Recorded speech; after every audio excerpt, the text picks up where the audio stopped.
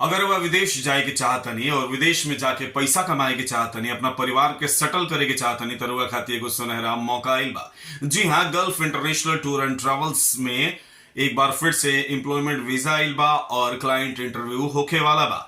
रुआ के बता दी कि पलक इंटरनेशनल टूर एंड ट्रेवल्स जौन की पलक बुद्धा आईटीआई पपौर में संचालित होला, ओजा क्लाइंट इंटरव्यू होके वाला बा। सबसे पहला क्लाइंट इंटरव्यू जौन बाटे उ 6 तारीख के यानी कि 6 जनवरी के होके वाला बा। ई जौन बा एमे कंपनी आ रहल बिया सिनोपेक, सऊदी के कंपनी हिया, जौना के एम्प्लॉयमेंट वीजा बाटे और एकरा जरूरत बाटे 6G मल्टी वेल्डर के, पाइप फैब्रिकेटर के, पाइपिंग फोरमैन के।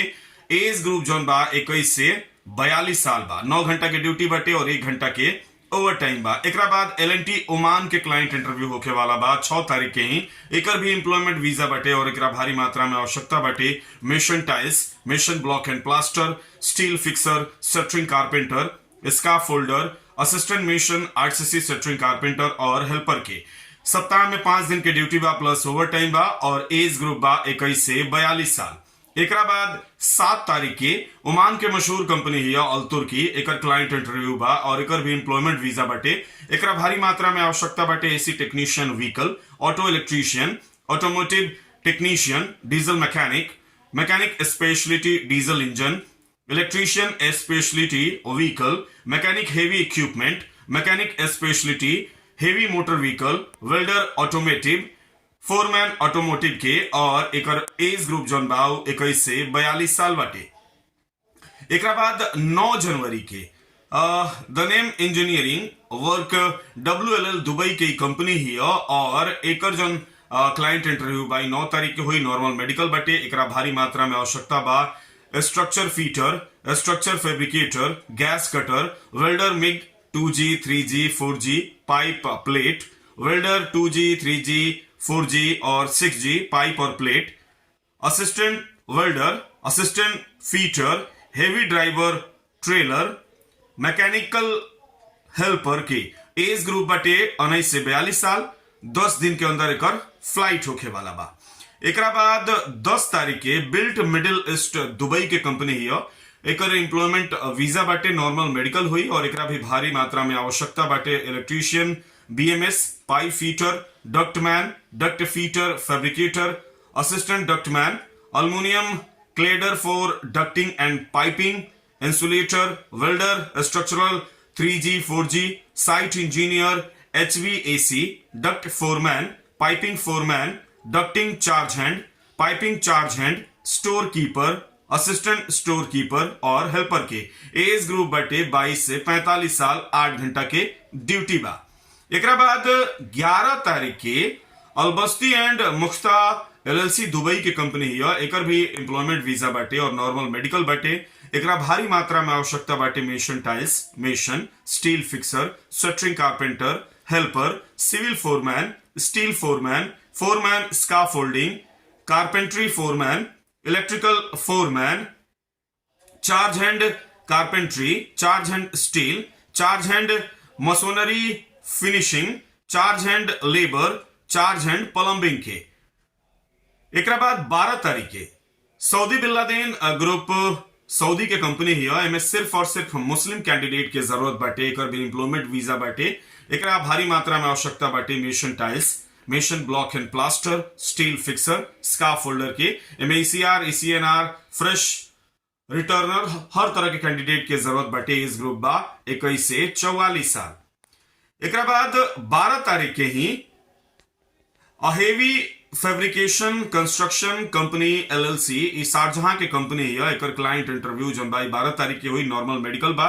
एकरा भारी मात्रा में आवश्यकता बाटे electrician, industrial power, diesel mechanic, milling machine operator, forklift cum JCB operator, CNC plasma cutting machine programmer cum operator, light और heavy duty driver, welder TIG और MIG, welder 4G structural MIG और TIG, marketing cum production engineer और domestic cook cum servant के। Age group बटे 22 से 42 साल। 8 घंटा के ड्यूटी बटे, जौना में 1.5 घंटा के लंच टाइम हुई।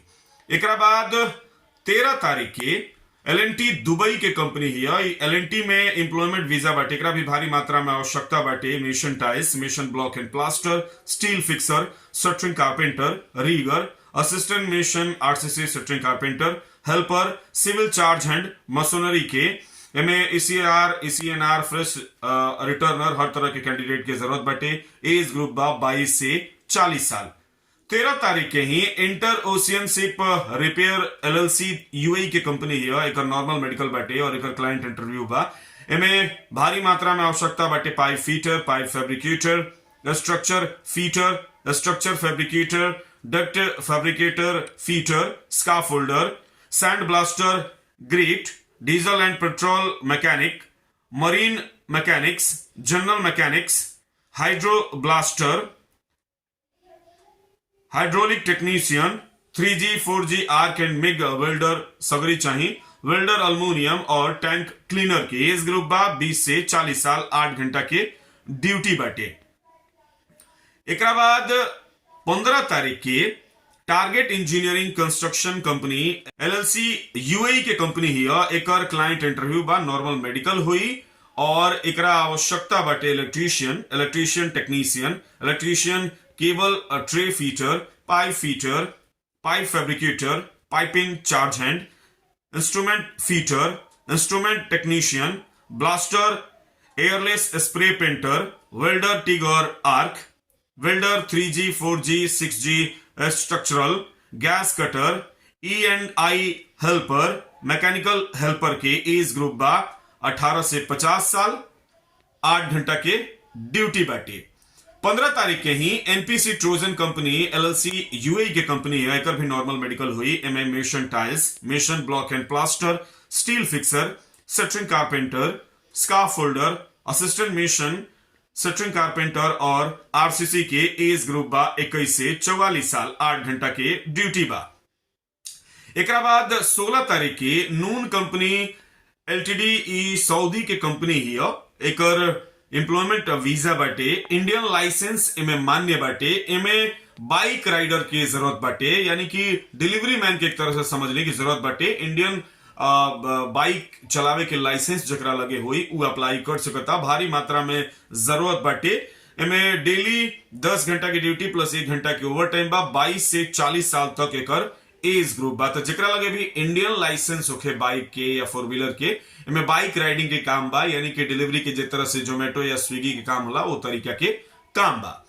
एक बाद 17 तारीख के एविशियन कंपनी लिमिटेड सऊदी के कंपनी है। एक एम्प्लॉयमेंट वीजा बाटे और एक भारी मात्रा में आवश्यकता बाटे। Electrician power, electrician low current, electrician medium voltage, plumber, pipe fitter, pipe fabricator, ductman, duct fitter fabricator, welder, HAVC foreman, mechanical foreman, electrical foreman के एज ग्रुप बा 22 से 42 साल, 8 घंटा के ड्यूटी बाटे।